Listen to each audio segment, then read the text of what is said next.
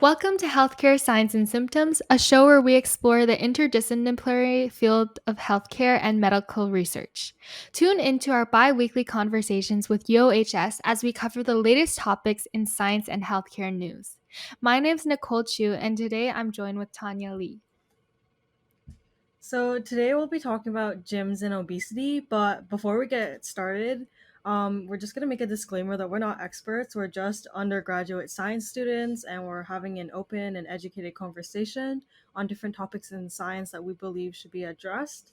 So to begin with our conversation, we're just gonna start with obesity, because obesity and being overweight or obese is defined as an abnormal or excessive fat accumulation. That's a health risk. um, a BMI over 25 is considered overweight, and 30 is obese. So they're being overweight and being obese is different. Yeah, certainly. And obesity definitely has multiple health risks associated with it. For instance, an elevation of several non communicable diseases, including type 2 diabetes, coronary heart disease, strokes, and several cancers. And many people may think that obesity is only associated with non-developing countries such as America or European countries, due to like the increase of fast food and money to enable people to buy food. However, we've been seeing a trend of increasing obesity in developing countries and low income countries as well, due to this being a form of malnutrition because people in developing countries don't have enough money to spend on getting adequate nutrition because meats and vegetables are expensive, right? They don't have that extra money to spend on their health. Therefore, they rely on fast food, and that often causes obesity. I feel like a big problem is some people think like obesity is just like people just not eating healthy, and a lot of people are like, oh, why can't you control it and stuff. But I feel like most of the time it's not really the person's fault. It's like not no one really chooses to be unhealthy or make these bad life decisions most of the time. It's just sometimes it's the only food that's available just because they can't afford anything else. Yeah, definitely. And there's also that time constraint, right? For instance, in like low income households, there's probably not that luxury of like having excess time to spend to like cook really healthy and nutritiously balanced meals. They often have to resort to like either McDonald's or like those 1 minute microwavable meals because they probably work multiple jobs and they don't have that time to spend on like nutritional well being. And I just feel like different people gain weight differently. Like some people gain weight more easily than others. So I feel like the whole shaming culture on people who are obese or overweight is not really, it's not fair most of the time to them, just because they're not trying to do that to themselves most of the time. Sometimes eating is a coping mechanism for stress. Sometimes their body just makes it really hard for them to lose weight, and it's not their fault. Yeah, there are definitely tons of genetic factors in that come into play. And according to the World Health Organization, just to give you guys some statistics, in 2019, 38.3 million children under 5 were obese. And as of 2016, 38% of the adults in America were overweight and 16% were obese. So there's definitely been like increasing numbers of obese individuals in the world. And I think definitely quarantine has added to this because there's definitely been like less opportunities for individuals to go outside and to go exercise. And there's been lots of time spent inside, just like on the couch, not really exercising. Quarantine really just brings down the motivation to go outside, because you might maybe on before quarantine you could be like, oh, I can take a morning walk, like it's good for me and stuff, or I can go with my friend and we'll go jogging together. But with COVID, it's kind of hard because you might just not want to do it. Like, you won't have the motivation because you're like, oh, what if I'm putting people at risk, or I don't want to do it with other people because I might put them at risk. But at the same time, I don't really have the will inside me to do it by myself. Like, I definitely feel that sometimes, where I'll only really go with outside if it's with my roommate or something, or if it's with a friend. But I wouldn't really do it on my own just because I don't have that motivation. Yeah, definitely. Like I remember pre-COVID and pre-quarantine, there's definitely, like, a lot more opportunities to go outside without having to worry about, like, wearing a mask or getting contracted with COVID-19. However, now with COVID, like, there's always, like, a risk of leaving my house, right? Like, even going to the grocery store or taking, like, a 5-minute walk outside, since COVID-19 is an airborne disease and is really, really easy contracted, then I feel like it's always safer to stay inside, and that's definitely, like, lowered my motivation to, like, go to the gym or, like, exercise outside. Mhm. Mhm. Especially with like stage two, that's happened recently in Ottawa because of our second wave and the spiking cases. I think it was like October 10th, where like Ottawa, GTA, like Toronto, Peel, York, they were all ordered to close like a bunch of different places, like gyms, so less of an opportunity to work out and do exercise. But um I think casinos were also closed as well. Indoor cinemas, performing art places, indoor restaurants, dine-in, conference centers, except for courts. And they reduced the gathering limit to 10 people indoors and 25 people outdoors. So I guess I've noticed that if I go to like a restaurant for takeout, then they do have like a limit of people who can go in. And there's usually an employee that monitors it. Yeah, certainly. And I feel like that's also impacted many people who depend on gyms as a source of exercise because of COVID. Like, gyms are actually a pretty dangerous place to contract the sickness. And the reasons for this are that since COVID is an airborne transmissible illness, small droplets can remain in like an area for a really, really long time and for extended periods of time. Therefore, many gyms and facilities such as Good Life or like yoga studios, they don't have the rapid like technology that can circulate air. So often if like people are going to gyms, they often work out for like at least 30 minutes, right? And during that time, none of the air is being circulated. You're breathing the same air as like other people who are sharing machines as you. So there's a really high chance that COVID could be easily spread throughout these like non-contact um sources. They said that's too ambitious. It's not for everyone. You can't afford it. They never accept anyone like you. You're not good enough, or worse. Just be yourself. The world is full of forces against us. Whether it's the ill-advised admissions practices that cause bias, the naysayers that want to put you down, or your own inner voice. But sometimes all we need is the right mentor to spark the fire or point us in the right direction. When you feel the odds are against you, we believe in you. Because when students of all walks of life are able to achieve their dream, we create a better world for all of us. Don't listen to them when they say, just be yourself. Be your best self. Be more.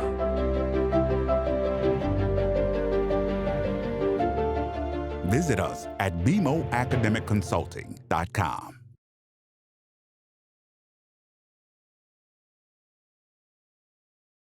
Like when I went to the gym, I think like before COVID like kind of closed it and all, I did notice like not many people wear masks at the gym, and I think there's a case in the U Ottawa Minto gym.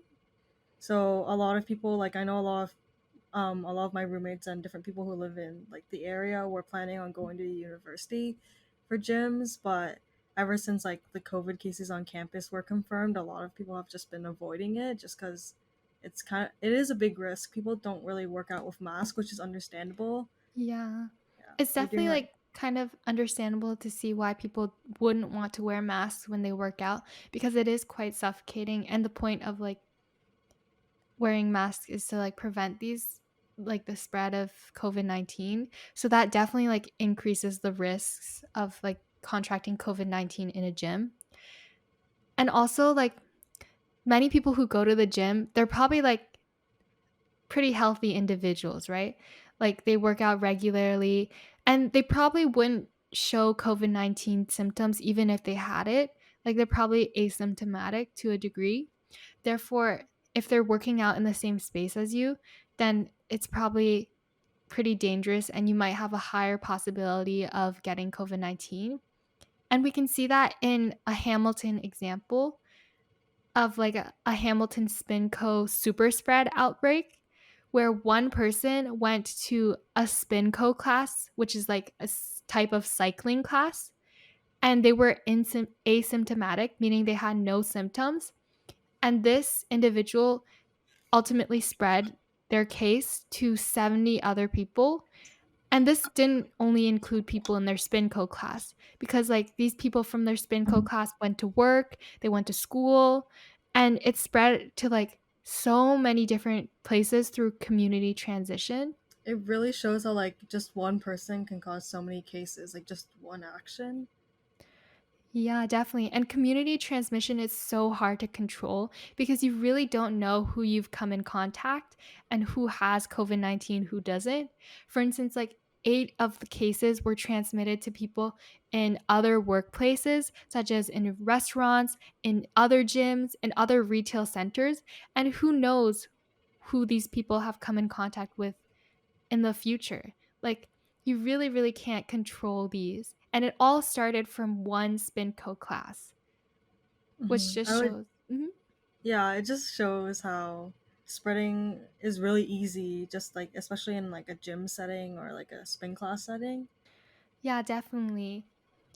And also, if, for example, you went to that SpinCo class, you're definitely putting other people more at risk. Like, for instance, if your family had an elder or if you're in contact with someone who had other illnesses, it's definitely making them more vulnerable as well, just because you went to like a spinning cycling class. Mhm. I So, do feel like, oh, go. I was just gonna say, like, I do feel like the asymptomatic part of like COVID is definitely tricky because like it's not like that person had COVID and they decided to go anyway. Like they knew they had COVID and decided to go anyways. They were asymptomatic, which means they probably didn't get tested and just assumed that they didn't have COVID and went and didn't realize that they actually spread it to like 70 other people. yeah, it's really hard to tell. And I can't even imagine what that one person is feeling like because they just went to a spinning class and they just wanted to, like, I don't know, take 1 hour to better their health, but they ended up spreading an illness to like 70 other people.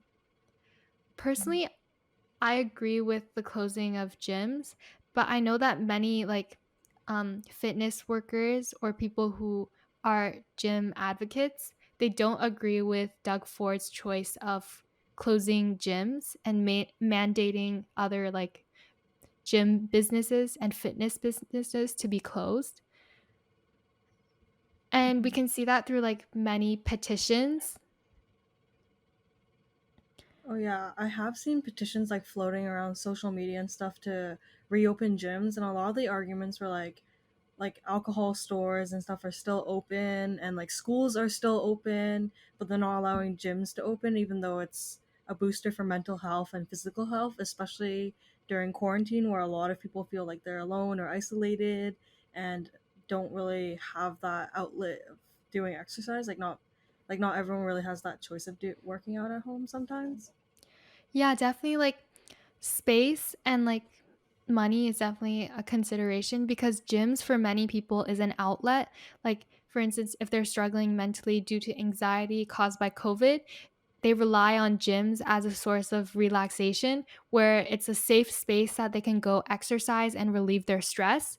However, after the closing of gyms, they often don't have enough space in their household to work out, or they just feel confined inside their home. So definitely mental health is like an important argument for the reopening of gyms. I know a lot of people just like maybe see it as time to get away from home and also be productive because they're working on their overall health, they're working on their body, but they're also just taking time away and just like I know personally I like to listen to music. I have like a gym playlist and then it's really nice. It's just a change from being stuck at home and working all the time. Yeah, really that option of having like gyms open just to go once in a while was honestly such a luxury back when there wasn't COVID. Like it was an option, like it was there for us to use it, but I really didn't cherish it enough before like gym closed. Same. I only recently started to get into like going to the gym like around the time COVID started happening. So it definitely sucked because when I was in first year and second year, I had the option of using like the U Ottawa gyms for free because it's part of our tuition and our fees. But I never went once. I had a locker at school and a gym bag with gym clothes, but I never went, and now I regret it because now it's COVID and we don't have that choice anymore. Yeah, but I feel like honestly, not having that choice has also forced me to find like other ways to work out, even at home. And I feel like there's been a really drastic increase of at-home workouts, especially on YouTube with like Pamela Reef, Chloe Ting Challenge, Mad Fit, like all of these like YouTubers, fitness YouTubers, just posting these at-home workouts.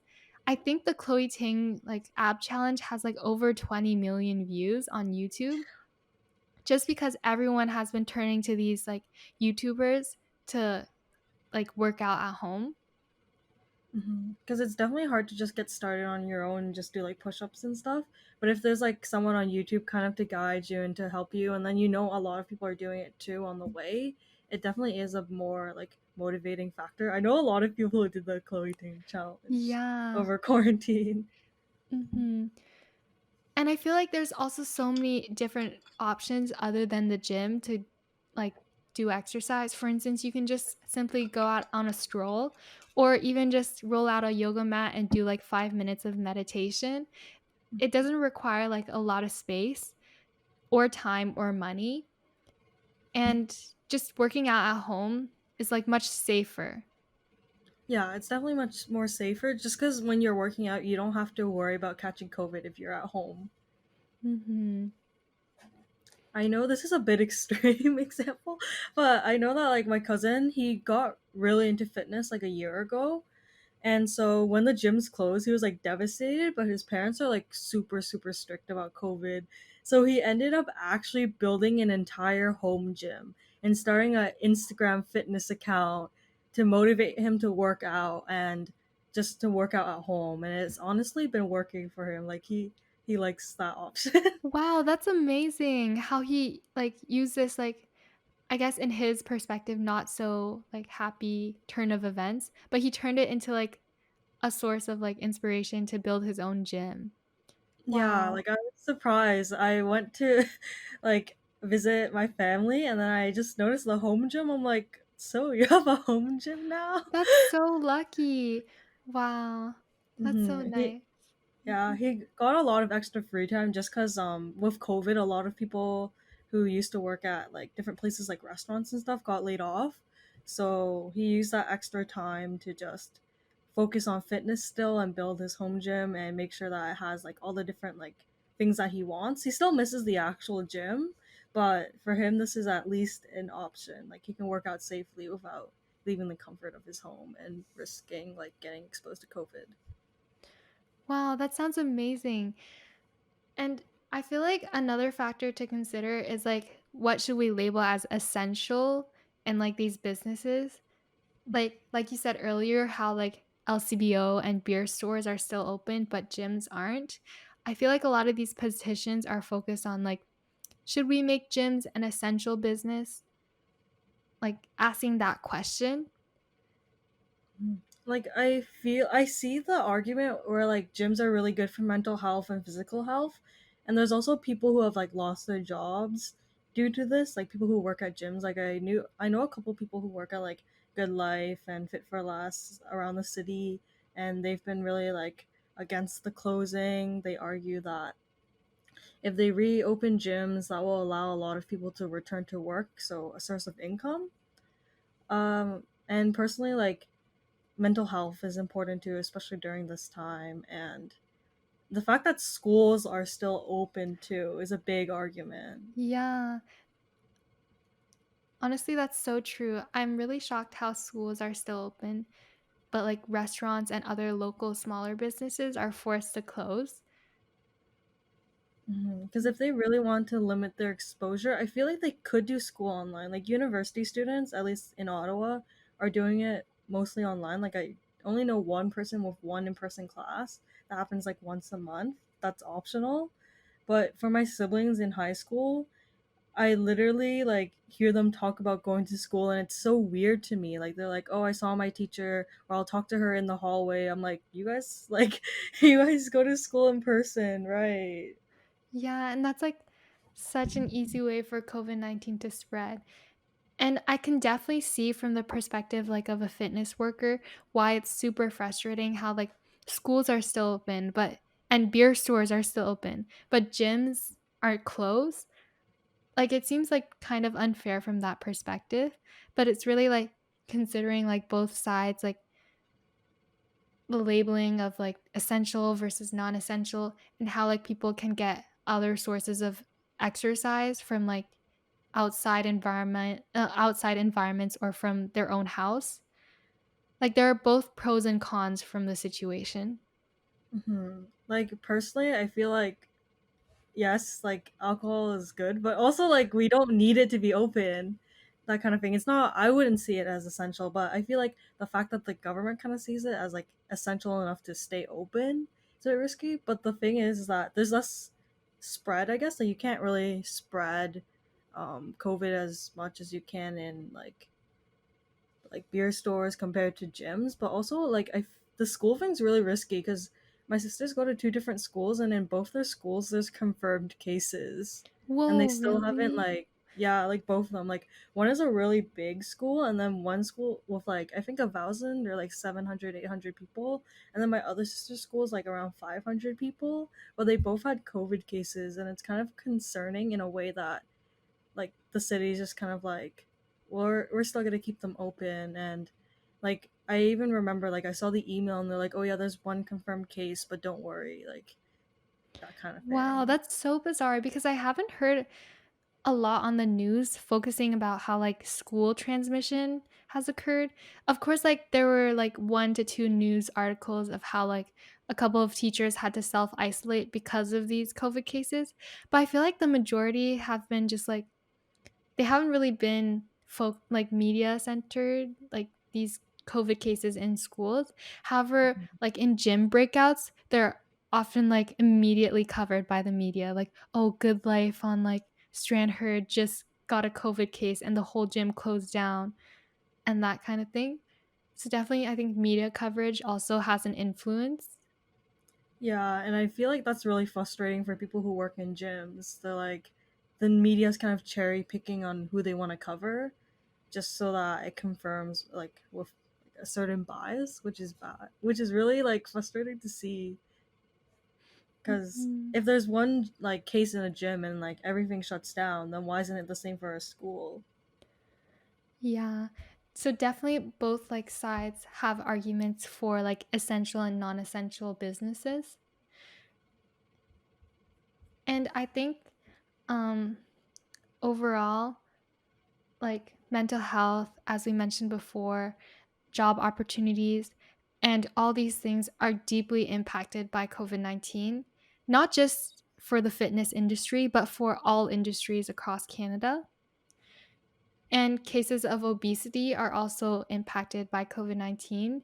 And we've been seeing a rise throughout the decade of cases of obesity, as well as during in quarantine. Hmm. I definitely have been caring a bit about my weight more because of quarantine, just because I feel like I've been doing so much less exercise, and so and my diet isn't as good. Like I go for more easy things now, just to avoid going to the grocery store as much. So it definitely has an impact, and I do see like I feel like rates will increase, but it's not really anyone's fault if it increases.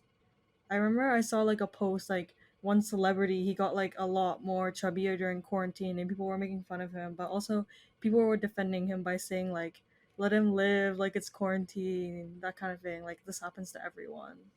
Yeah, that culture of like body image and like shaming, fat shaming on like social media is definitely extremely toxic. Mhm. And I think that's everything today regarding obesity and gyms. Before we go, make sure to show some love for your favorite podcast by leaving us a review on Apple Podcasts or giving us a like on Spotify. And stay tuned for our next week topic podcast on youth and substance abuse. And thanks for listening to Healthcare Signs and Symptoms today. And have a great day. Thank you.